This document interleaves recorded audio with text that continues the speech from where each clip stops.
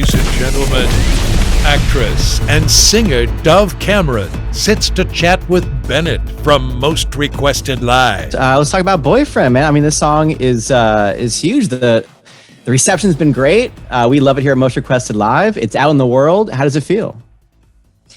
Well, thank you so much. It feels really wonderful. It feels, I haven't been able to put it in these words before. I might not be able to now because the feeling is overwhelming, but I would say that it probably feels like, I've never really felt seen before for the person that I am in the world. I think that probably comes along with being an empath and a creative and, having like a natural sort of healthy dose of imposter syndrome. And also just like finding yourself and being on TV when you were young. I think that this is the very first time that I feel like professionally I'm actually exhibiting exactly who I am as a person. So that has been like a crazy experience for me and really wonderful. How exciting, how refreshing. You found your sound and your perspective. I guess just describe the process leading up to Boyfriend, how this all came to be and how you really did, find yourself within the music. Yeah. Well, so I went on this little mini tour last year and it went well. And so the label kind of was like, all right, EP time, get in the studio, kid. And I was like, all right, sick. And so we performed our last show. And then the next morning I went into the studio with my first time working with who is now like my producer forever. His name's Evan Blair. And we worked on this track. We've been talking for months back and forth about, it's actually crazy. I've never told this story before, but for months and months, I was sending this man who was a stranger to me, like pictures of like things I found on the street and like old footage of like the villain dancing in Charlie's Angels and like the Joker running down the stairs and interview moments of people and like pictures of someone's eyeball. And I was like, you get it? And he was like, I got it. Like, it was like that. Like, it was truly like, for a while he was in my phone as Evan Translator because I was just sending him. It was like I was throwing like brain matter into the ether. And yeah, you described like a photo dump on Instagram. Like, that's what I'm picturing. Just like a random, Oh yeah. And like pictures of me crying. Like it was just like things that you would never send somebody. And I was like, you get what I'm saying? And he was like, yeah, I'm picking it up. And I was like, all right, this stranger man. And he started sending me these tracks and he sent me a bunch of things. And he was like, kind of this feeling for the production and whatever. And he sent me a track that ended up being Boyfriend. And it was a da, da, da, da, da, da, da, da, like with these loud horns, because I also had been sending him songs where I was like, I love dubstep. I love all this stuff. And we were trying to figure out like where we creatively overlapped. And he sent me this track and I was like, okay, this is going to be the first one we work on because it was so menacing and crazy. And if you hear the song without the lyrics, it's like even more like weird goosebumpy villain feeling. And to me, it sounded like descending stairs and like you are the villain. It was very empowering. Anyway, and then we threw an experience that I had in New York Fashion Week over the track. And we weren't planning on anyone ever hearing it, which is I think why it ended up being as wild as it is. So then definitely when like I randomly put it on TikTok and it took off, it was like, we're still not ready for that. So that's all real. That's all like just pure organic. Yes. Wow. No, yeah. I know that's like doesn't exist these days, but like I put the demo that was like on my phone, on TikTok randomly. And then I like went to sleep and woke up and the label was like, okay, you got to go finish that song now. It was like that. Work. It wasn't even finished by the time I did that. That's how unprepared we were. So yeah, I was literally changing lyrics up until the day before we put it out. Very Kanye of you, just like, very last minute. And then you hit send and here we are. That's right. Really, it was like that. It was wild. But yeah, really, it's like the perfect way for something like that to happen. I just didn't think it would ever happen to me. That's amazing. That's so cool to hear. What a great story. And like you talked about, what the song means to you personally in your own life and your own career, but just talk about what it means to with your fans as well. I mean, I see you retweeting on Twitter and all that. The response, the reception, people taking ownership of the song and it helping them. Just describe what it means to you. Just hearing it from your fans. Yeah, I mean, it's a literal recount of a story that actually happened, but it is also a sort of a amalgamation of the feeling of growing up queer.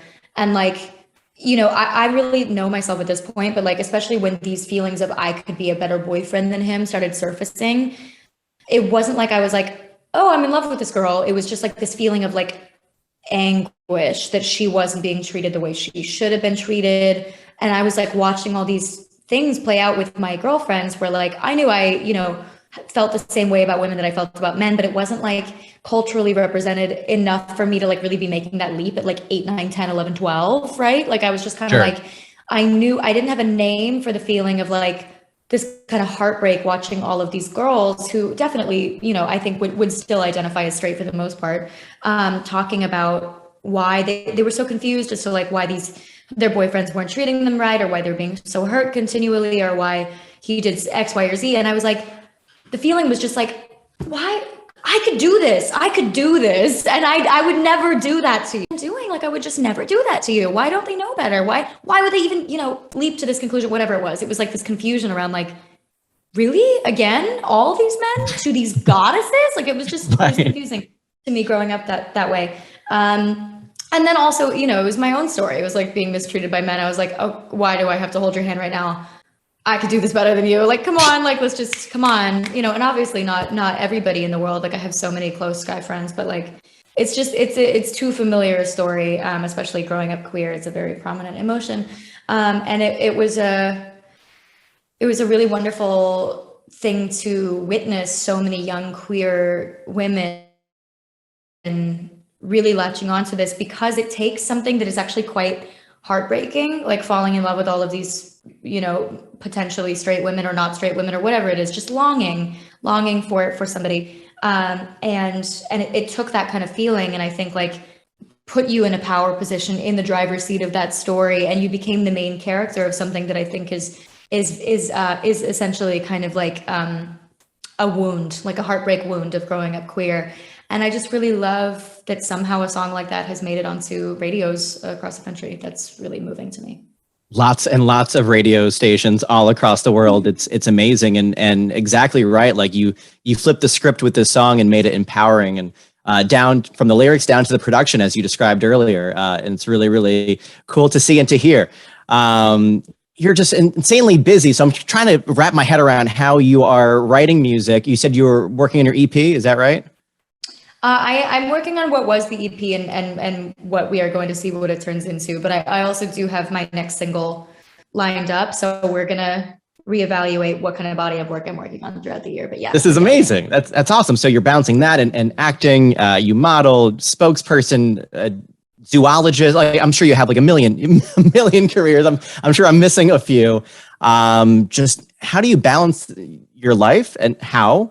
And also, what does your day off look like? Like your dream day off, like if you imagine it. I'm assuming someone's so busy, I would hope it's absolutely literally nothing.